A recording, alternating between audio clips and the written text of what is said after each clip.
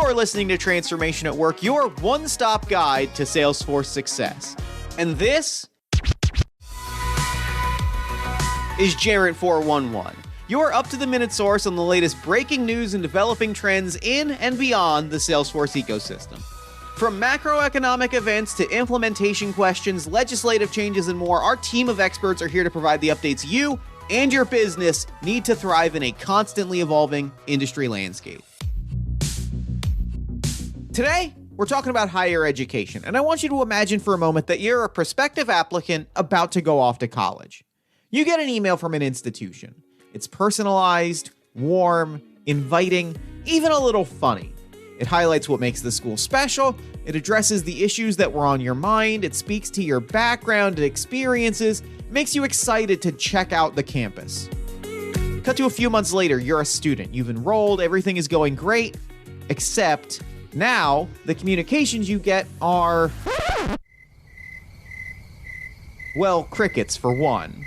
Emails are few and far between. You're left to dig for information that you really need about class registration, financial aid, other major questions that you have.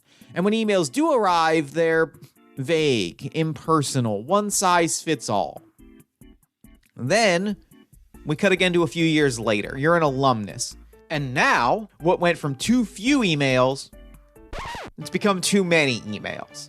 Suddenly you're swamped with requests for donations and invitations to events, and everything just feels a little much.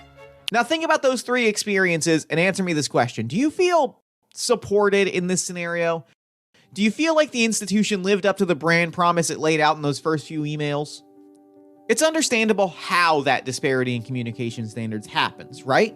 Multiple teams manage student communications at various points of their journey, and without a cohesive strategy or system in place, those teams are working off of vastly different priorities, different capacities, and standards.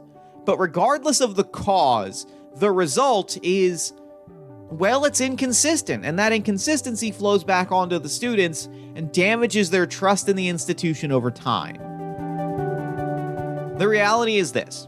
If institutions want to deepen their relationships with students and alumni, they need their communications to feel consistent, targeted, and personalized. And to accomplish that, they need an effective strategy in place and the right digital tools to make it a reality.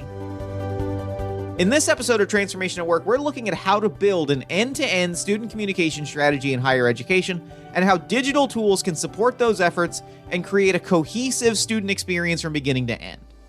Our guests are Shirin Khosravian, Jarrett's Senior Director of Education, Retention, and Student Success, and Rachel Pantaleone, Jarrett's Sales Director for Nonprofit and Marketing Automation. Both bring incredible expertise to the conversation, with over 17 years of experience each in helping businesses transform their operations in Salesforce and create better experiences from top to bottom. We begin our conversation by defining exactly what we mean when we talk about an end-to-end student communication strategy and how that strategy ultimately impacts a student's educational experience. Let's kick it over to Rachel. So the journey really starts when someone thinks to themselves, hey, I want to go to college, I want to go to university, at which point, they're beginning to do their research and look online and kind of comparing the different options, right? So say they pick a school, they're enrolled, right? Once they're in there, it is extremely important that throughout their time, they're being communicated with effectively, right? To help them get to that point of graduation. So marketing and communications also doesn't end once a student enrolls. Like I know we've got them in here, but it's important to keep messaging, sending personalized messages and making sure that brand message and feel and look is consistent throughout their career at school. I think it's also important to call out that it's important to prioritize marketing and communications even post-graduation, right? So when a student becomes an alumni, they can be hit up for donor opportunities, fundraising events, other opportunities to keep them engaged and talking about the school. I think that's really the end-to-end journey, right? When we're talking about end-to-end, it's when you first think about going, what's the message that's being communicated to you forever, right? Until after you graduate and beyond. I agree with Rachel. It's so important to have that continuous experience. And when I think about a cohesive communications ecosystem, it really demonstrates to organizations professionalism and the value they place in the customer, for the customer to see that consistency, to, be able to trust what they're going to get from what channel or where they can go to get the support that they need. So I think it's an important opportunity to drive brand and the brand promise throughout your communications. And that's why it really should continue to the end, as Rachel said. And I think it should align to the organization's goals and outcomes and customer outcomes. What are you trying to achieve throughout that beginning stage of the customer journey? What do you want them to think, do, and feel at the beginning? And then once they start their program, once they're getting close to ending their program, what are they thinking then? What do we want them to think, feel, and do? And our communication strategies should be really precise in helping them to achieve those goals. So one of the steps that, when I think about all of the great tools that are out there, I always take a step back and really recommend organizations to look at their operation, their current state, processes, and communications. There's powerful tools, but what are your goals? So let's say you find yourself pulling spreadsheets, sending communications, maybe because of a broken process. Really examining those processes helps to identify what are your high value communications? What channel do they belong on to be most effective? I think there's groundwork to be done before you get to that place where you're identifying that persona and that journey and what's going to work best for them. But a truly great communication strategy isn't just consistent, because consistency is easy. To make students truly feel seen and appreciated, it needs to be personalized as well. Here's Rachel with a little bit on the impact that kind of personalization can have.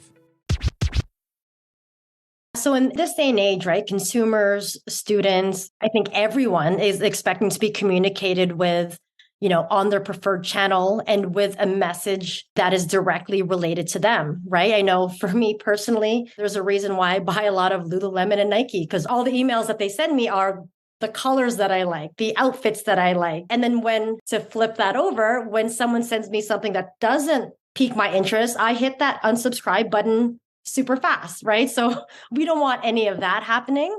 So again, we're constantly bombarded with information, right? So institutions, these higher ed organizations need to ensure that their messages are getting to the right people at the right time, right? And again, it could be any type of message, and especially if it's important, right? Like that, we need to make sure that gets through, that's engaged with, and that's, they're doing what they need on their end so that we can help them successfully graduate. I agree with Rachel. When I think about, developing a student journey, again, I go back to thinking about what you want the student to think, feel, and do in every interaction. If you want them, for example, to do something that influences your design, you have a clear call to action. It's triggered, it's personalized, it's relevant, whether that's applying for financial aid or registering for class or completing an assignment. There should be a clear distinction between the goals of even your communications. For example, is it just information? Something you want them to know, but they don't have to do anything? Is it an announcement? Or is it nurture? Sometimes it's service promotion. You just want to promote a specific service in the institution, but it should be very clear for them very quickly. They're asking me to do something and it's critical for me to take this action. I call it things you need to do to stay a student. And then there's these, I'd like for you to know this information, but those things should be clearly identified prior to kind of designing your outreach. So we've talked through what a true end-to-end student communication strategy is and the kind of impact that it can have on a student's experience. But for institutions looking to implement this sort of thing, the big question is, well, how do they do it? And the truth is, there are a few major issues that an institution needs to look at and address before they can really put such a strategy in place. Here's Sharon with a breakdown. In speaking about higher education, your student is the same person who inquired, who applied, who enrolled, and they want a seamless experience from when they inquire to when they graduate. So your marketing communications really should extend its practices, tools, technologies, and resources to span that journey. And, having leadership support and buy-in to have that infrastructure that supports that end-to-end journey, investing in the structure, making it a part of the goals and strategies. So a centralized marketing communications team or governance would really help that. But I would say one of the main things is access to data data about your customer, data for personalization, data for measurement. Those are some of the main factors. And lastly, I would say just continuous improvement. So communications should be constantly tested, measured, and analyzed. So it's something that just needs to be constantly overseen to make sure that it's meeting those standards that you set for your customers. Once an institution starts to seriously look at those issues and put that work into place, as Sharon breaks down here, you can start putting pen to paper and really building a strategy that meaningfully engages students at every stage of that journey, from recruitment to enrollment, student life, graduation, and beyond. Let's hear more from Sharon. There's so many ways to look at this. One of the ways is being proactive. So there are tools.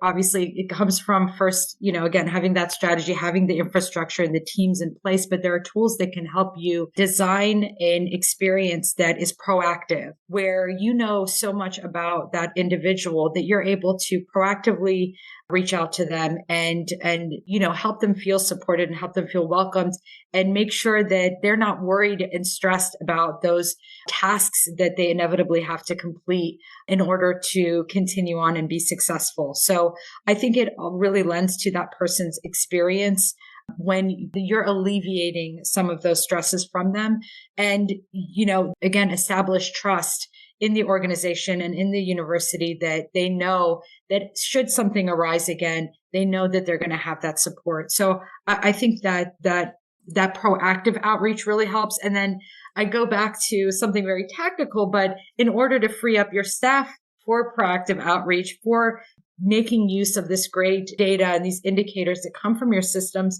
you want to take those administrative things off of their plate that really could be automated, designed beautifully, and set to outreach to the right student. And we say right student so many times because, not everybody needs to get this one thing, but that's what I would say. Proactive outreach, and then increasing staff capacity and reducing customer effort is really important. Then with that strategy in place, it's really time to start, rolling it all out. And here's where it's really time to start operationalizing, putting into place the digital framework, tools, and communication channels required to facilitate consistent, supportive, and meaningful engagements with students. With the right tools at your disposal and a cohesive strategy in place, institutions can start building out templates and individual communications that aren't just consistent, they're personalized, targeted, and really establish a one-to-one relationship with a given student. Here's Sharon and Rachel breaking that down in more detail. I really think there needs to be operational support to look at your current state communications, your current state outreach, and then align it to what you're trying to achieve. What are the goals at every stage of the student life cycle? I'll give a quick example. So first, I would break down your communications to what's relevant at the university level, then at the college level, at the program level, at the course level, then at the individual student. You might find much more of your communications likely need to be segmented, targeted, automated, or not even sent at all. You realize you were doing something that maybe is not necessary anymore. Or it does need to be transitioned to a platform and triggered in that way. So when you set a clear communications plan and define your channels and what you're trying to achieve at each stage of the journey, then your students will feel that as well. You have that student journey and that funnel. Your communications should be really aligned to what you're trying to move through, and then deeper at that individual level, that person. What does that person need? That's where I would really start. So a lot of really assessment and evaluation of your goals, and then a lot designing your future state. What do I want to have happen? Yeah. And I think to your point, right? What you just said kind of sounds scary, right? Like there's a lot that needs to be put into it, but from my lens, there are tools that can help with this, right? You can utilize, like I said, the templates, right? You can utilize dynamic content. If you're communicating with an entire school, you don't want to have templates for each faculty, for each class, for each student, right? You can utilize AI and dynamic content to kind of say, hey, Sharon, you've applied for nursing, but Jeff, you're in engineering, right? So maybe the photo is different, or the terminology is different. Obviously, the classrooms and the buildings are different, right? So that can all be pulled into the template without, tasking your staff to do all of that work. Right. So again, it seems like it's a massive overhaul, a big task to implement this, but really there are tons of tools that help make it easy and more digestible to be able to roll it out for the staff as well as the students. And beyond just serving the students' needs, though that is certainly an important part of the process, having an effective strategy in place that's backed by the right digital tools can also have a huge impact on internal team members' efficiency and effectiveness at doing their jobs. Let's hear how Rachel puts it.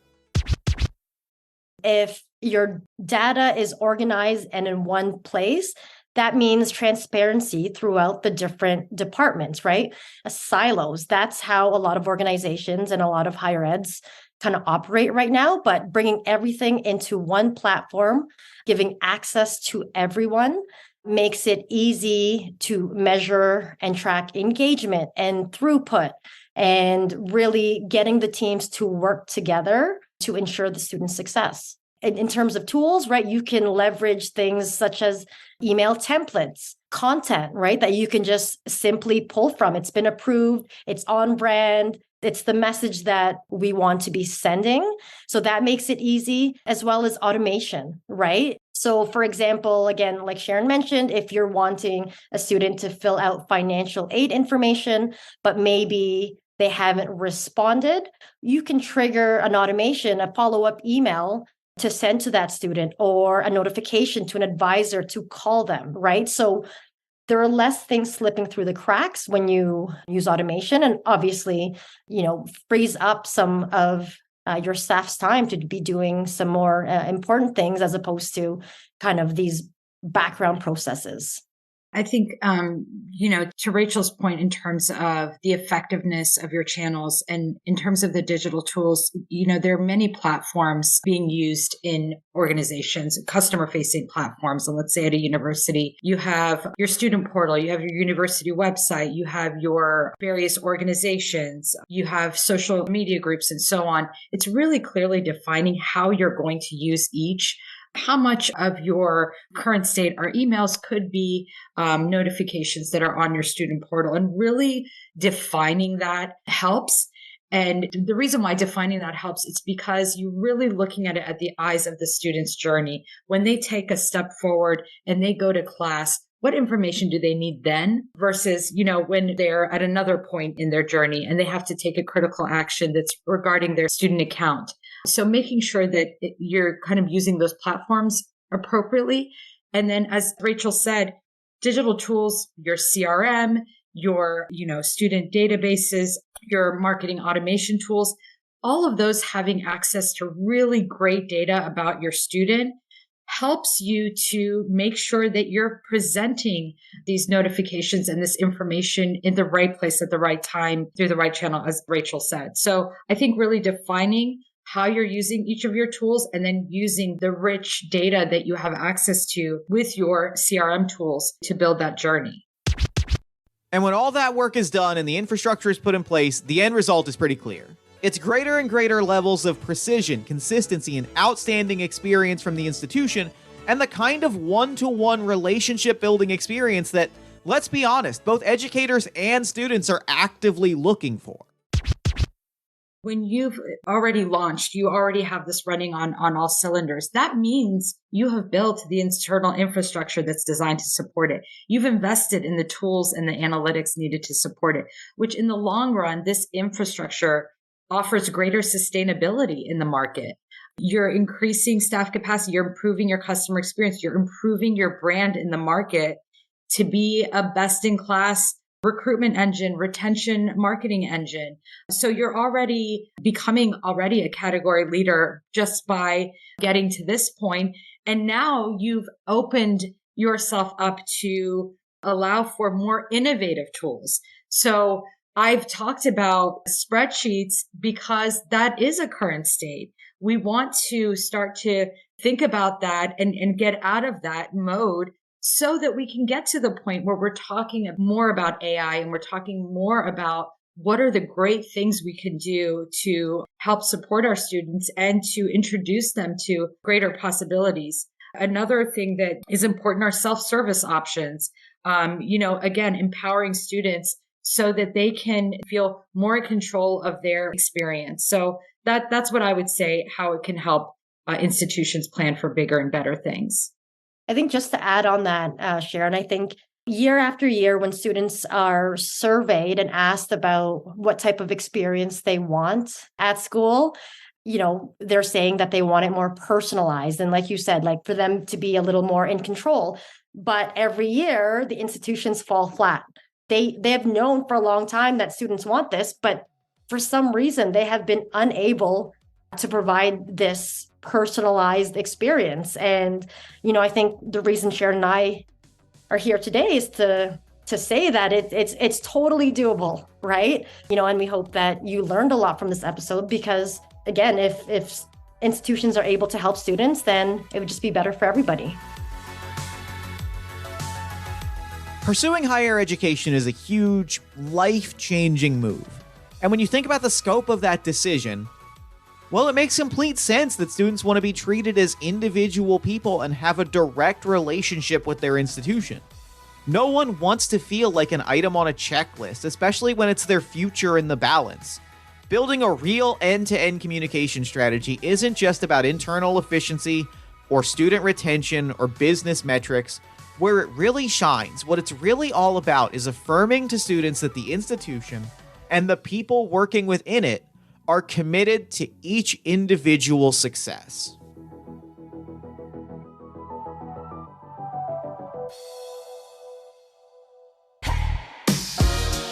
This has been Transformation at Work. Thank you so much for listening, and thank you again to Sharon and Rachel for an outstanding conversation. Transformation at Work is, as always, produced by Jarrett in collaboration with Salesforce. I am Jeff Stormer, your host and producer.